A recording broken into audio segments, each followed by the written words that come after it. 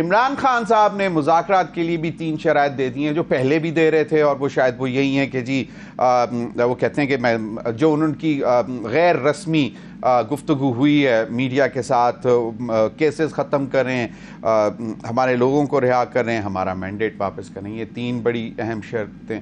اور دوسرا جو ابھی بات کی کہ ٹریل آف ایونٹس، تو کیا فیصلوں کے حوالے سے کوئی ٹریل ڈلنے والی ہے؟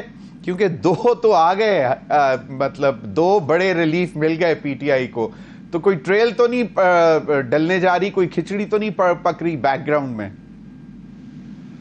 دیکھیں، یہ جو پیش گوئی کا جو کام ہے وہ میں جو زیادہ باخبر لوگ ہیں ان تک چھوڑتا ہوں، کیونکہ میرے پاس ایسی کوئی معلومات نہیں ہے کہ کسی قسم کی کوئی ٹریل موجود ہے۔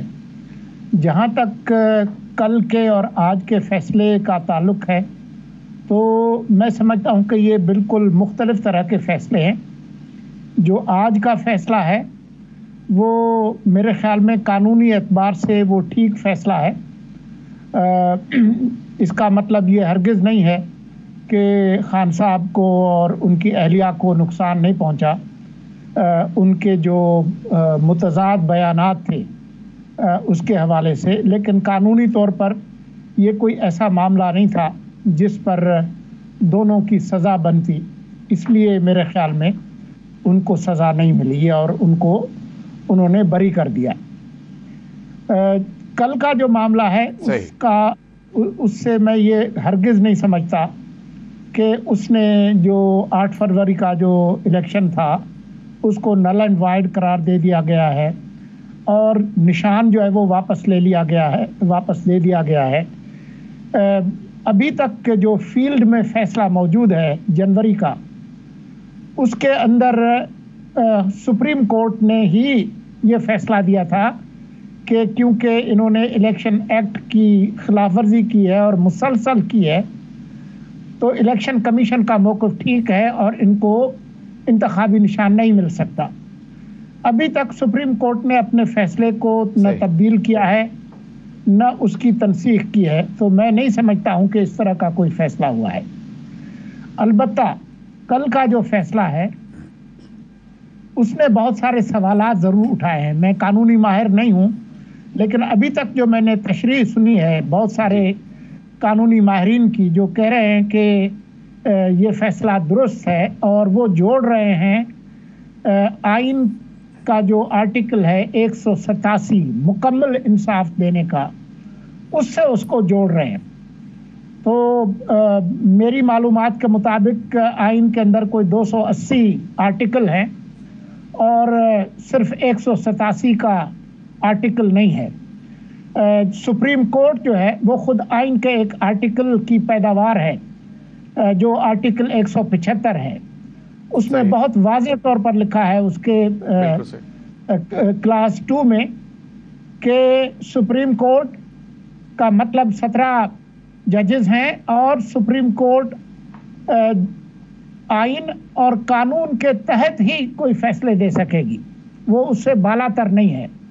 یہ نہیں ہو سکتا کہ 187 جو ہے وہ ماضی کے 58(2)(b) کی طرح سے ایک کوئی پراکسی پار ہو کورٹ کے پاس جو کہ منتخب ادارہ نہیں ہے اور وہ آئین اور قانون کے اندر تبدیلی کرے۔ کل کا جو فیصلہ ہے میں اس کو آئینی اور قانونی نہیں سمجھتا، اور میں سمجھتا ہوں کہ جو یہ تنقید ہو رہی ہے کہ 185 جو ہے آرٹیکل کا آئین کا، اس کے تحت آپ وہ ریلیف دے سکتے ہیں جو ریلیف مانگا جا رہا ہو، اس سے آگے پیچھے نہیں ہو سکتا۔ ریلیف مانگا تھا سنی اتحاد کونسل نے، اس کے بجائے ایک پارٹی جو کہ وہاں پر پٹیشنر بھی نہیں تھی، ان کو ساری سیٹیں جو ہے محفوظ نشستیں دے دی گئیں۔ تو میں سمجھتا ہوں کہ یہ معاملہ نظر ثانی میں جائے گا۔ اب خواجہ آصف صاحب جو کہہ رہے کہ ہم پارلیمان میں فیصلہ کریں گے، وہ تو انہی کو معلوم ہوگا، لیکن اگر نظر ثانی داخل کرنی ہے تو اس طرح کا فیصلہ پارلیمان نہیں کرتی، کابینہ کرتی ہے۔ بالکل صحیح، کابینہ کرتی ہے فیصلہ، اور وہ یقیناً پیر کو اب جو ایک بڑی نشست بلائی گئی ہے مری یا نتھیا گلی میں، شاید وہاں پہ یہ فیصلہ ہو کہ اس کو جو ہے باقاعدہ اپیل دائر کرنی ہے کہ نہیں. کچھ ہوا کا رخ اس طرف چلنے لگا ہے، لگتا ہے آپ کو بھی؟ میں صرف تجزیہ پوچھ رہا ہوں، کوئی انفارمیشن نہیں. مجھے لگتا ہے کہ جس ہوا کی دورانی صاحب بات کر رہے ہیں وہ ہوا اب آپ کو بھی لگنے لگی ہے، اس لیے آپ اس کو اس شدت کے ساتھ محسوس کر رہے ہیں. بات یہ ہے کہ بھٹو صاحب نے ضرور بٹھایا تھا جو اس وقت کی حزب اختلاف کی قیادت، لیکن وہ حزب اختلاف کی قیادت جو ہے وہ خود بھی بیٹھنا چاہتی تھی اور انہوں نے مذاکرات کیے، چاہے وہ سیالہ کے ریسٹ ہاؤس میں ہوں یا کہیں بھی ہوں. یہاں تو جو صاحب ہیں وہ کہتے ہیں کہ میں نے ان کے ساتھ بات ہی نہیں کرنی، میں نے تو صرف جو ہے وہ آرمی چیف سے اور D G I S I سے بات کرنی ہے. تو پھر وہ انتظار کریں جب وہ ان سے بات کرنے کے لیے تیار ہوں.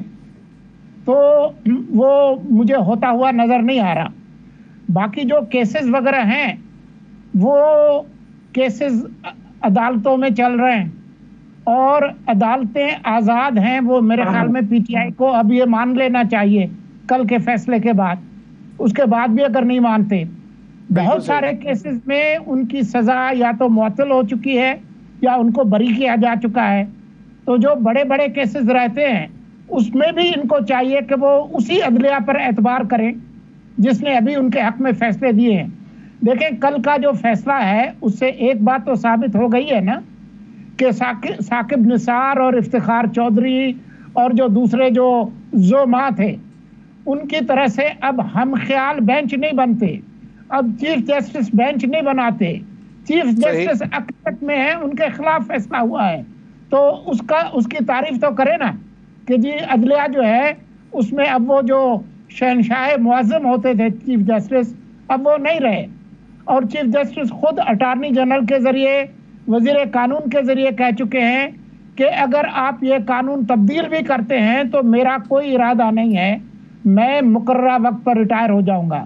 تو میرا نہیں خیال ہے کہ اس بات میں کوئی بہت زیادہ وزن ہے. یہ جو فارم 45 اور 47 کی بات ہو رہی ہے تو وہ بھی جو ٹریبیونل میں جو لوگ بیٹھے ہیں وہی آزاد عدلیہ کے جج ہیں. اب یہ لاڈلے ہیں، ان کے لیے کوئی خصوصی انتظام کیا جائے ان کو جلدی ریلیف دینے کا، وہ میرے علم میں نہیں ہے. جہاں تک یہ بات ہو رہی ہے نا کہ جی عدم استحکام کے نتیجے میں جو معاشی بدحالی ہے وہ ہوتی ہے، یہ بات درست ہے. لیکن آپ پچھلے 2-2.5 سال میں دیکھیں کہ اس ملک میں سیاسی عدم استحکام پیدا کرنے والی جو جماعت ہے اس کا نام پی ٹی آئی ہے اور اس کے سربراہ عمران خان ہے.